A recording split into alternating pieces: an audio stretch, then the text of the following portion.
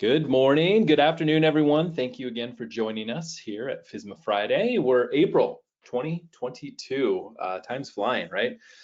My name is Aaron Bolshaw. I'm the moderator for FSMA Fridays. Which for anyone that hasn't joined us before, just a quick what we do and what we are. It's an ongoing monthly industry update for food and beverage facility operators, quality assurance, safety, compliance professionals. SafetyChain teams up with our good friends at the Atchison Group to bring you guidance and thought leadership on a host of topics revolving around the Food Safety Modernization Act. And today we got a really cool presentation and a very lovely presenter. We're talking about building accessible food safety training for a diverse workforce. Lily Yang, Ph.D, is with us to walk through this, and I'm really excited to have her aboard. So before that, just want to make sure everyone's understanding. We can't hear you, but we're always excited to answer some questions. So if you do, please use the webinar console to your right and ask us some questions through the presentation. We'll save some time at the end to answer some of your questions. We're going to stay flexible with our time today, but plan about 30 minutes to get through the content that Lily has for us and also the update on FSMA Fridays. Lily, welcome to, once again, FSMA Fridays. Thank you so much, Aaron. Thank you, SafetyChain, for having us here today. And hi, everyone. So glad that you're all here today. Yes, Lily, you've got a really cool topic for us, and I really I appreciate your angle on some of these things. These are important topics that maybe we don't necessarily have time to think about. You know, we're all really busy in our facilities. We're struggling with labor shortages. Maybe we've got a lot of overtime. Maybe we got some employees that are kind of getting burnt out because, man, it's tough right now. But you have a really great topic about training, but specifically about really understanding the diverse needs of a diverse workforce. So, but let's jump in. But before we do, will you do us a big favor and let's give us a quick run through on what's happening in FSMA first, and then we'll jump in. How's that? Definitely. Thank you. All right, so there's a few quick updates that have been happening in terms of FSMA and the FDA. First and foremost, the FDA is taking new steps regarding validating like the public health importance of additional food allergens, and they've been releasing some commentary about that, and that can be also found online. Additionally, the FDA has released a final rule for added fluoride levels in bottled water, which is itself also pretty good to hear about. And on top of that, there are increasing guidances for industry about like reconditioning fish and fishery products and what that means if you were to segregate these products. And from there, there's also further FDA guidance for the industry and FDA staff on initiating voluntary recalls under the 21 CFR Part 7 Subpart C. So that was all online as well. If you just type that in, that will automatically pop up. And there's also a new FDA draft guidance that discusses, you know, especially when it comes to trainings and so on and so forth and auditings, what third-party certification programs, and like they have a lot of, you know, there've been a lot of questions around how these certification programs will work. And hopefully they've also answered some of those questions as well as part of the FDA draft guidance. Okay, so that leads us into today and what we're talking about, which is building accessible food safety trainings for a diverse workforce. So as we all know, training is important, but what does that mean exactly? You know, relative to FSMA requirements, training is mandatory for all workers, you know, things from your basic GMPs, start of the job training to specialized training for specific operations. And not only do we have to do training, I also have to, you know, we all know this, you have to document everything. If it didn't get documented, it didn't happen, right? It's not real. But even before we explore the idea of training anyone for that matter, it's also really important to discuss, in order for good food safety education to work, you know, there has to be that commitment from the top and upper management in order to enact a top-down and, as we'll discuss, a bottom-up education and knowledge transfer, right? Because not only should people at the top be committed, but those who are working perhaps on the floor or whatnot can also very much should be part of this development of your curriculum. And some of you may be thinking, wow, this seems very similar to food safety culture. And yes, there is. I would be lying if I didn't say it could fall into some of that. And we'll talk a little bit about that.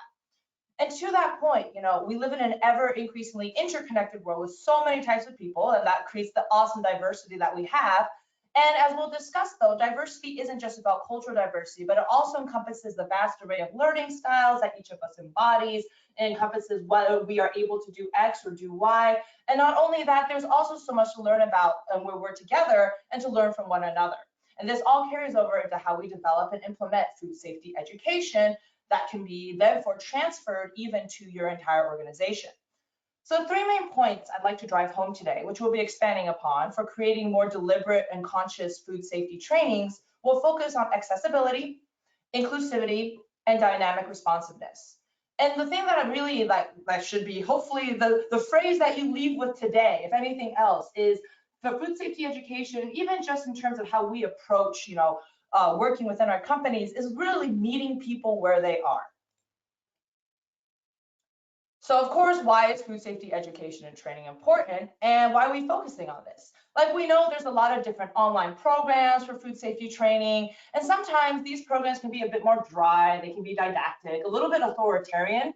They might even be difficult to use, right? Not very accessible. Sometimes they're just like these long lectures or these slideshows, and sometimes they don't even explain like the lingo or the jargon they're using, nor do they even, utilize the right examples. So they might be using outdated examples, they might not even be relevant, right? But at the same time, you have to have these topics discussed. And so it's like, okay, we don't have to, no one wants to listen to people talk for hours on end.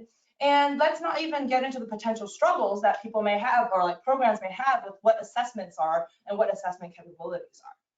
So it's not to say that these types of trainings don't work, because obviously to an extent they do, or we wouldn't have them. But as we are and should always be looking, forward to how we can further improve things, and to be better, we can always to meet people where they are, so we can have a more dynamic and diverse workforce. Something I also want to discuss is oftentimes behaviors, attitudes, beliefs, and actions that are exhibited at home can also be reflected at work, right? And vice versa. We are who we are, and that just kind of carries over. To that end, we have an ever diverse workforce, as we all know, and not any one person is the same. And if you all remember being in school, there were always those students who were more able to learn through pure reading, while others were great listeners, and others just needed to get their hands on it to fully grasp the topics. And this is the same with food safety education. And this is where we talk into translating knowledge into daily life. And so to make things more accessible, we're not saying, oh, you have to revamp everything. Actually, it's only a few tweaks here and there. And none of it is difficult to instill, and we'll give examples of what to do. And we are also very experiential learners, right? We learn from our past by what we do. It is therefore important that we can take what we are learning and translate it back and forth. To that end, it does tie into the new era of smarter food safety, and we are committing to making one's food safety education more accessible for all learners. We are therefore creating and harboring the space to build capacity within our workforce, regardless of where the learner may end up. So, before we begin, we should probably define what accessibility means. Originally, accessibility in the modern context that we're talking about referred to the practices of making websites more usable by as many people as possible. And in a more traditional aspect, accessibility mostly focused upon increasing access for those with potential disabilities. However, within today's presentation, we're going to expand this further. And as we define accessibility as part of FSMA Friday, it is now in relation to the understanding and application of all aspects of the food industry. That is, designing and developing tools, technologies, and other aspects so that people with or without disabilities can perceive, understand, navigate, and interact within that space to ultimately build capacity. So who is it for? Well, surprisingly, it's actually for everyone in the audience, like everyone in the workplace, and it can be implemented everywhere in the workplace. Again, what we're talking about today as it pertains to increasing accessibility in our food safety training can also be, as you'll see, carried over into what is happening within the workspace. And it matters for a lot of reasons. Accessibility acknowledges that we all come from different spaces with different backgrounds. And the idea behind it is seeking to, quote, level the playing field, for lack of a better terminology, basically to provide equal access to everyone, especially those who may or may not have disabilities, and to ensure that we can move towards a space wherein everyone can have a seat at the table. It's also important to note when we discuss disabilities, not all disabilities are divisible. So just because it's not able to be perceived does not mean it doesn't exist. That's a note I did want to put in there. And not only is this conversation to create inclusivity and provide equal access, it also promotes usability, right? Let's be honest, we all know, like sometimes some of the apps on our phones, for example, you're like, why is this button here? It doesn't look good, right? Like, and it doesn't serve the function it needs to do. And so part of accessibility is figuring out how different buttons can be moved so that you more intuitively are able to use it. It's the right thing to do, and ultimately, in many instances, increasing accessibility is part of the law. Ultimately, we are meeting people where they are. And before we go any further, we also should define inclusivity and why it's important to be inclusive. Inclusivity, as we defined by the Oxford English Dictionary, is the practice or policy of providing equal access to opportunities and resources for people who might otherwise be excluded or marginalized, such as those with physical or mental disabilities or belong to other minority groups. And in that aspect, our workforces are diverse, and we may all have our blind spots brought on by our own implicit biases, the unconscious biases, our autopilot behaviors. And sometimes they can bind us to being able to take on other people's perspectives. And so thinking of more inclusivity allows us within the food safety field, when we are working to work with our diverse populations, to be more deliberate and conscious of our actions. Again, back to focusing on the point of meeting others where they are. So workforces throughout the food, ag, beverage, cannabis, hemp industries are increasingly diversified and multicultural. Obviously, we've said this a few times. It's important that we increase this and we increase accessibility and ultimately the ease of information transfer for any populations if they're underrepresented or otherwise, and to ensure that all people are represented within our workforce. It's also important that we as a whole are observant and understanding of others' cultural and life ways so that we remain inclusive and responsive to any needs. In food safety training, we can increase access through ease of information transfer, AKA we want to make sure it's easy for learners to digest information so they won't need to do mental hoops trying to figure out what they need to know. And that might also mean expanding your repertoire to multimodal learning. And multimodal learning is the aspect of teaching a concept through visual, auditory, reading, writing, kinesthetic methods, like different types of learning styles. And it's really meant to improve the quality of teaching and for the learner to better understand what they need to know. And because we've all had different lived experiences with our lives, and those whom you will be working with, as well as the learners, will be also from their own lived experience, it's important to not forget that and to also tie in some of their lived experiences into what you are doing in your education. As someone who is doing the teaching and as somebody who will be on the receiving end, you don't want the same old boring thing, right? We do want to keep it up. We want to change it up. And so today we will quickly discuss easy ways of creating more culturally inclusive and linguistic accessible trainings, as well as visual literacy accessibility, audio accessibility, technological accessibility, what to think about when we think about creating accessible training spaces, and also how to be more responsive.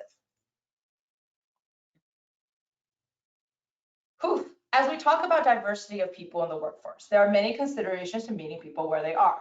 Firstly, let's talk about like culture and linguistics. And this is more on a broader, larger scale, right? Because then we'll go into focusing on the other aspects. So understanding and aligning your mid-level and upper-level management to include more diversified cultural backgrounds and language speakers drives accessibility in food safety training, because those people can be the drivers for trust, and employees will also recognize and act and will be able to interact with these individuals. Additionally, these individuals who become the drivers for trust can recognize and act upon potential pinch points of the training and education that is provided. It is just as important to hire diverse and native language speakers to liaison and assist with educational material translation, training, and communication. These individuals, like we said, do become the drivers of trust, and they have the capacity to advocate for any difficulties that may be observed in other situations that can lead to nonconformance, or maybe there's an issue with how the training material was developed, and these individuals would help you point that out. I do want to say, as training individuals are being developed, it's important to recognize and acknowledge that not only do we all come from different spaces, but cultural language foci can further impact what is learned. So to that point, training materials should be co-developed with others of similar cultural backgrounds as your workforce to ensure relatability in cultural examples, in language, and other aspects. And to that end, training should be conducted for those with varying language types. In such trainings, we might talk about written language, audio, visuals. It's good to have a translator do that or have a native speaker. You want to ensure whatever material you have in your facility also, that might be posters, graphics, training materials, are translated. Not with Google Translate. And I cannot highlight this enough. Google Translate has gotten better over time, but it does not replace having a native speaker help ensure that the actual language is in a syntax that is easily absorbed and understood by the population of whom you are speaking with. And so, especially if you have different language speakers. This will also allow learners to feel empowered to also ask questions, especially if it's taught in their native languages, and be more involved with the trainings as they may better understand it. As education, especially that which is modeled or discussed in a person's native language, leads to far greater acceptance of the material and also promotes further discussion. It also really shows that you care about those within your organization. And I do have to point out too, you should never make assumptions, as we all know, about anyone's backgrounds, and do not negatively stereotype. Just because someone may not reflect your predominant culture or does not speak your primary language does not mean they have less experience, right? We're here to create more inclusivity. And that's something I definitely want to highlight because, we do sometimes see that, and that itself is a very important aspect. But then now we kind of go into visual and literacy accessibility. So some ways of increasing visual accessibility, like taking literacy diversity in consideration, especially for training, but for your workplace, could be the use of visual aids. Let's be honest here. We all love GIFs. We all love memes, right? It's easier to connect our feelings through memes than it is to have to type out our feelings sometimes. And it's the same thing even with training. It's often easier to communicate with pictures than using long words of text. So not only for those with visual impairment, but also to make things easier, use text size that tends to be larger. You see how it says big text? Use big text. Don't use like size 10 or 12. No one can see that. No one. And what I also want to say is, utilize the white space. Not every single space on a piece of paper needs to be filled with words. It's like when you look at design, you're like, wow, like the spacing makes things look pretty, that minimalism. So don't crowd your text and don't have too much text. Just hit the main points, especially if a presentation is being given and you're going to be talking. Similarly, using nonverbal signage, pictograms, pictures, kind of like what we see here on the screen, or icons, or even culturally relevant pictures can be utilized to, we talk about this with allergens, but we can also do that with hand washing, GMP practices, things that make it easier to grasp. And be mindful of and adjust for color usage, reflecting potential visual impairment. This is either for those who may have color vision deficiency, so if you're colorblind, or those who may not just be able to see well. If you're like me, you're legally blind in one eye, so can't see all the time. And you have to keep in mind that colors are not always perceived the same by different people. And so, we might even think about using different colors for tools, but, being aware of what individuals may or may not be able to see is important. And also be cognizant of like color combinations. Sometimes people like to use, like I've seen where people will do blue on brown, like blue text on brown background. That's so difficult. Like it's so difficult to see. So, thinking about that, but whereas what you see on your screen today with the blue on a white background, that's like a perfect, good, accessible differential. And when you give presentations, using closed captions or a transcription service as part of your slide decks or any videos you may show is very helpful. And when you are developing materials, shoot for an 8th grade reading or literacy level for your workforce based upon their specific cultural needs. This should be in any language that you are training in. And finally, consider using alternative text to describe images. But to that end, don't just use video and text, mix things up.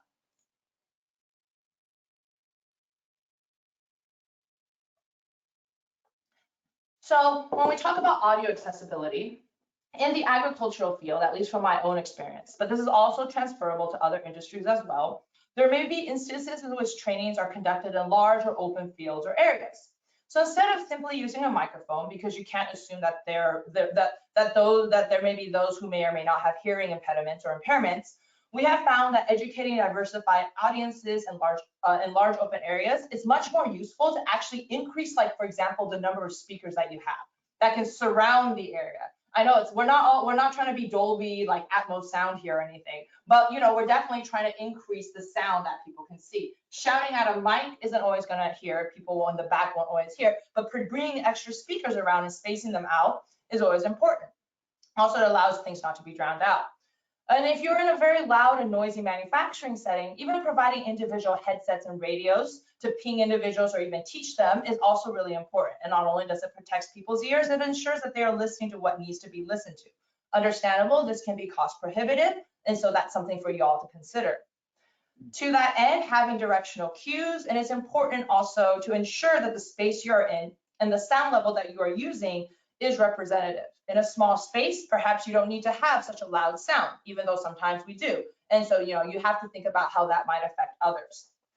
And as we discussed earlier, best practices would be to provide captioning. And there's when you are giving presentations or videos. And I will say, if you are ever giving a Google PowerPoint, if you go to the slideshow option, there is a button next to where monitor is showing that always use subtitles. And it will actually use your microphone and automatically, when you are in the slideshow mode, come up with subtitles. And if you're ever in Zoom, there is an option under next to that says CC live transcript. You can go ahead and click that and enable auto transcription. And it totally works. It does that with Google Slides. There's a lot going on there. There's just a lot of applications that increase accessibility, and one should definitely utilize that. And to ensure that all in attendance can understand what's happening, it is also good practice to have a translator or utilize translational tools. And yes, in this case, Google Translate does help when you're in a pinch, but again, you don't want to be relying on that. So next, we're going to go into technological and presentation accessibility. We all know, like we talked about, we all get frustrated when we're using our phone app or using our computer or even just going to a store and things are just difficult or bulky. And there's some things that you're just like, this intuitively does not make sense. And the same applies to training. There are many types of training programs, as we've talked about, and some of them are more intuitive than others, and some can create more frustrations. So one part of what you could be doing also is working with actual educators or specific training programs with, again, co-developing with input from your employees and even yourself to develop these programs so that your employees can easily access them given what they know. Additionally, utilize different teaching models. In this case, we talked about considering mixing, audio with videos.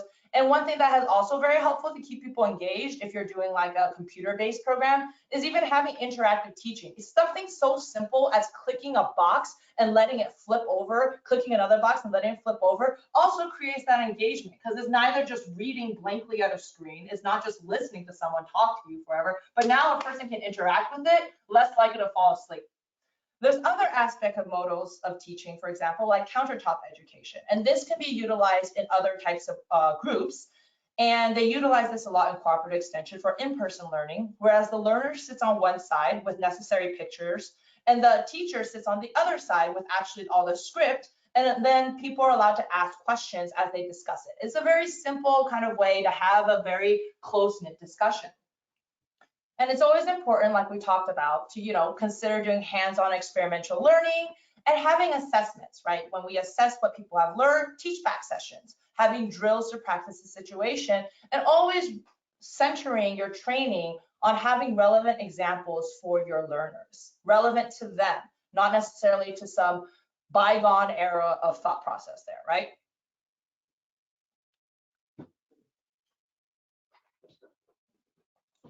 So of that, we definitely want to talk about what that means when it comes to your training space, because that's just as important as the education itself. Being considerate of others' lived experiences and also what they've done. So for example, if you will be training and working with veterans, and this is just an example, or those who may have undergone traumas in their previous life, it is important to consider when conducting trainings and are putting people in different roles, what they may or may not be comfortable in. And I bring this up because for some individuals, for long periods of time, they may be uncomfortable being in a 4-room or fully enclosed space. So it is important to be able to be cognizant. And perhaps this seems a little bit extreme, but it is always, you don't want your employees, to feel disheartened that they are not being given the resources that would make them also comfortable and thereby also being productive members of your company. So it's important to provide space and not penalize individuals for things like needing to stand or needing to pace, if that's what gets them to concentrate, right? And that is also something to be said about holding meetings and trainings in larger spaces and allowing there to be access or the ability to eat if they need to drink something. We've all lived through this pandemic and recognize that we all have different needs at every time. And so to deprive individuals using the restroom, for example, until designated breaks and prevent them from eating and drinking is kind of like, it's not really very nice. And it can be perceived as being very uncaring towards your individuals.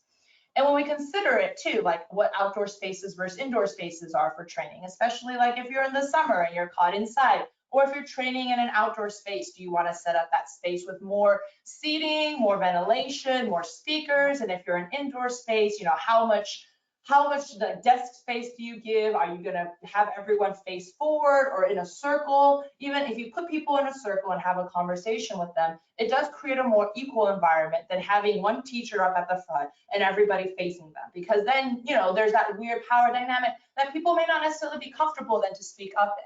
And these are all aspects of your training space that one should consider.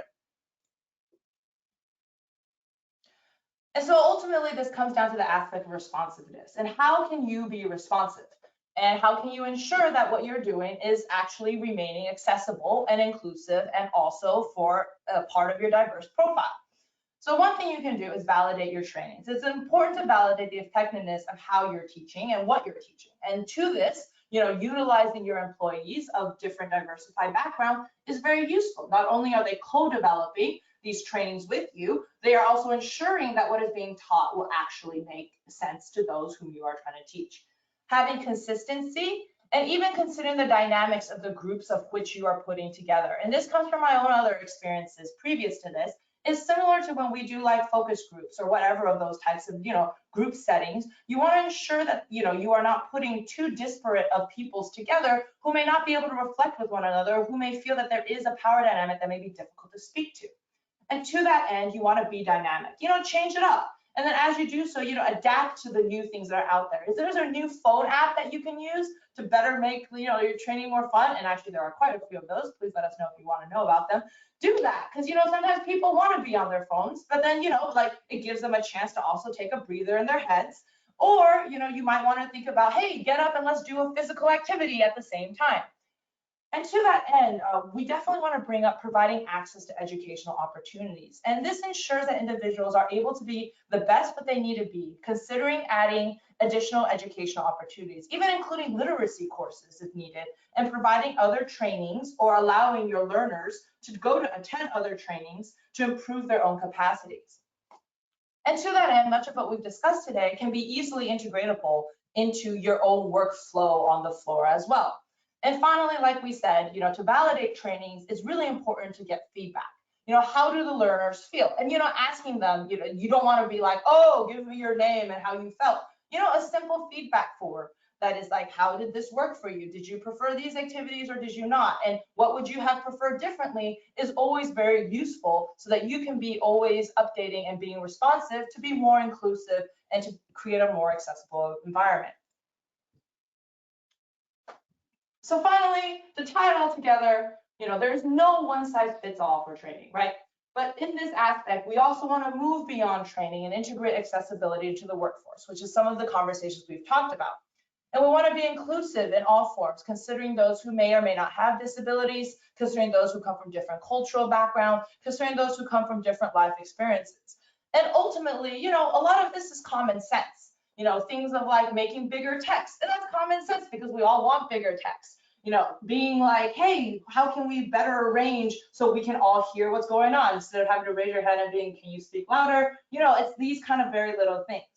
And it's always important to remember that learning styles are different, but it's important to remain dynamic and adjust accordingly. And ultimately, the take home of this is to meet people where they are so that we can ultimately build capacity, not only within our food safety education, but within our whole food safety system and ultimately within our industry.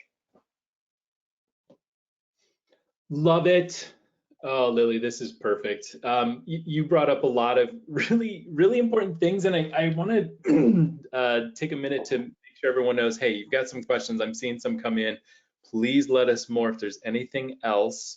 We want to answer some questions right now, but Lily, thank you so much. The thing that strikes me about this is, you know, we're surrounded by technology now, every single one of us, and it's still a struggle, right, to make sure that these things present well in front of our operators, in front of our team, so that we do work, give our best work. it's funny that one of the questions, so I'm going to just jump in, Lily. This is fantastic. Leto says, is there a program that you recommend for translating? And you'd mentioned, like, there was a slide you said, do not use Google Translate. And I was like, I couldn't clap. I didn't want to interrupt you, but I was like, oh yes, thank you. Please don't do that, because that doesn't work very well. So is there anything that you can suggest as far as translations? So that is a very good question. And so I will put a pin on Google Translate and say that if all else fails, Google Translate is a good backup. However, instead of simply saying, is there a program for translation? It is more so if you can find like even a translation company, and there's many different companies out there that actually do work on helping to translate materials, or if there are those within your own workforce or those that you know that can help with translating, because often in that space, if you are utilizing people that you work with or those that you may know, they actually understand the colloquial speech of what you're trying to translate and can better access that. To that end, so then, there's that aspect, or, again, hiring an outside agency that can do translational services, and there are many out there. And then you can always assess what's going on there. But again, if all else fails, Google Translate does work, but there will always be a little bit of a tweak where you're like, yes, yeah, yes. there's going to be some nuances that are missed. There's absolutely going to be that. And then, and on that, another attendee writes in, they're struggling with languages in apps and systems. Any recommendations? I want to just take a crack at this. There's, just like Lily was saying, there's a difference in how you put languages and language packs into systems and software, right? So for instance, I'll kind of position SafetyChain. We do have languages, right? But how we got them, how we did our language packs matter. So my recommendation is this, very quickly.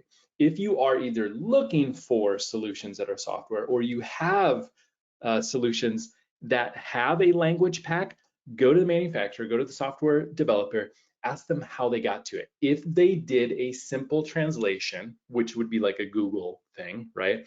Your operators may have some problems. But if they did a natural language build, natural languages, Lily, it's exactly what you said. You get a real person translating, so that, because there's always, the human mind is going to be better at saying, oh wait, there's a colloquialism, like you said, or there's a nuance. They will be able to work around those, and that will present better to your operators, and especially during training. So there is a difference. So just be aware of that. Thank you for that question. Next one, what about the time limit? This is good. What about the time limit for presentations? This person, Badesi, is asking about, attention span and how to keep audiences engaged for longer periods of times. Do you have any suggestions, Lily? Oh my goodness. Okay, so if you're like me, I have a short attention span, and so think of it this way: most people's attention spans will start waning. Like, when we talk about, there's this whole program called the Pomodoro timer system, and it runs under the fact of 20 to 25 minutes is about the most amount of time that we at one time can sit through. I understand that is really horrible, especially if you're like, well, I have a lot of lectures to go through. So to that end, thinking about things like, can one segment of whatever you're training be taught in 20 minutes, 25 minutes, and then give a 3-minute break, let people stretch a little bit, and then keep going at it. That's like obviously if you try to do like a 2-hour session, and I know that some of the larger trainings that are needed require 2 or 3 hours at a time. To that end, I would really, really, really suggest finding breaks in that, so you can split it up more evenly within that time, so that people don't get tired. Did that answer the question, do you think, Aaron? Did I Absolutely. address that? Well, I think that's a great rule of thumb. And a couple of other things I'd add is, don't put too much information on one screen. So Badesi, I'm guessing like, hey, you're in a training class. Don't put too much information on one screen. Try to keep it to 3, max 5 points on one screen at a time. And instead of trying to put, and you said this too, Lily, instead of trying to pack that one slide with so much information, break it up into 3, 4, even 5 slides. The impetus for this is, if you just go look at a typical commercial, everyone go home today or over the weekend, watch a commercial, see how many times the screen snaps. what a snap is like it changes screen to a happy person riding a bicycle, and then opening a can of beans or spreading butter on toast. That happens so frequently, and that's the reason advertisers do that is it keeps your brain going, engaged. It's like it's a little hit. So more screens in presentations, less information will keep your attendees much more engaged, right? And ask questions, break it up. If you feel you're losing that, your attendance's, your audience's attention, ask questions. Often we didn't today because these are a little bit quicker presentations, Lily, but we'll do polling questions for that reason. Not only do we want to learn about the audience members and what they're going through, but we want to grab their attention back through like an hour-long presentation, and giving people that mental boost of thinking and responding and communicating and collaborating often does that. Yes, totally agree. All right, so somebody wants to know any training apps that you're fond of, Lily, anything that you can share? Ooh, okay. So training apps, ooh, I feel like I would be remiss to say that it would be remiss to point any out. I know that SafetyChain, they also have a lot of different training aspects. But to that end, Oh, you can say, don't hold back. Listen. No. I feel that we're not here to endorse. For me at least, I don't feel like it's a good idea necessarily to endorse. But then I guess some things that you should look at when you are looking for a good app is to see how responsive they are to you when you have questions regarding how to increase accessibility, right? And you want to be able to work with a training app company that also has people who are very much focused on the design aspect, the design and user interface and user experience aspects. And you want to ask about those things, because if they are responsive in that, then you can thereby develop your training better. And I think that would be, I know that doesn't answer the question directly, but I hope that provides some guidance of what you might be like looking for. Does that make sense? Absolutely. And I'll just say, listen, SafetyChain is not a training platform. What we offer is something that's pretty foolproof when you put, when you're doing your spec checks or your spec check, stuff like that. It's designed in a way that makes it nearly impossible to miss steps. And so in that respect, training becomes easier because you can rely on the app to guide you through your processes. That's all that we do. But there's a lot of LMS, learning management systems out there. I would first recommend figuring out all of the places where that learning occurs, what kind of screens, where are they at, and build backwards from your user. And don't just go out shopping on your own. Bring that user with you. What do you need? Test them, right? When you get demos, pull them into the demo processes. The more broadly you invite your users and the people that will be learning and teaching this stuff, the better system you'll find. So just keep that in mind as well. We got a couple more questions. First of all, a bunch of thank yous, Lily. A lot of people showing here. Love this program. No questions. Just wanted to say great job. But here's a good one that I was hoping somebody would ask. Gilmore asks, are there certain color fonts recommended to use and not use? Ooh, okay. Yes, there are. Obviously, you can always go with the traditional black, gray, white scale. Definitely don't do black on gray, like straight black on straight gray. That's not going to work out. But would be very, very, very cognizant of colors that are red and green, as the majority of color impairment or visual sight impairment deficiencies are within the red-green palette range. Additionally, there are a lesser number of individuals who have a blue-yellow palette range aspect. So those aspects are really, really important to really consider. So you wouldn't want to put blue on yellow, yellow on blue. And also when you are choosing colors, there are different color palette, color palette programs or color palette generators that you can use that can help you match colors to create good color schemas, so that you can actually create colors that not only can pop, but can also limit, any issues of like clashing colors. So some of those, Adobe has that, Canva has that, Co-Colors has that. If you just type in color palette generator, and oftentimes a lot of these will allow you to also choose, are you working for an accessibility perspective? You select that. They will also give you a range of palette options based on what your primary colors that you would like to use are. Yeah, great advice. And the red green is the biggest mistake. And I'll put it to you very simply. If you go through your training documentation, there's a lot of things that will ask you to stop or proceed. If you're using your little red and green, like, our stoplights, that's it's so bad. Because a visually impaired person, there's no difference. So you can try to pull the red and green stop and go out of materials, through the next few weeks. You're going to do, you will have made an immediate impact from this. So Rebecca, just wanted to say you rock, Lily. All right, Marcy, Thank you, Lily. All right, so you guys, a lot of love for Lily here. I love it. I think Ballman has a question here. I think the one thing presenters and trainers forget is it's hard to be a great trainer, and you must prepare in great detail to be perceived as the expert. And I love that statement. I appreciate your input there. That's so true, right? And that's why you don't have me talking about this stuff. You have the experts like Lily and the folks at TAG doing this. But there's always so much, this is the collaborative effort of working together, right? Because there are aspects of like that, we discussed that you also further have knowledge on. And so, to that end, I just want to interject, if you don't mind, Aaron, is working together with those that you are going to be working with. And if you ever open it up, I think one of the other ways of increasing accessibility is literally opening up the floor to your learners to be like, what have you all done? And then that also adding to the repertoire of what you can further do. Yeah, absolutely. Yeah. So we have a lot of great input. Thank you, everyone. I just wanted to kind of say there's a lot more to learn. There's always a little bit more if you're interested.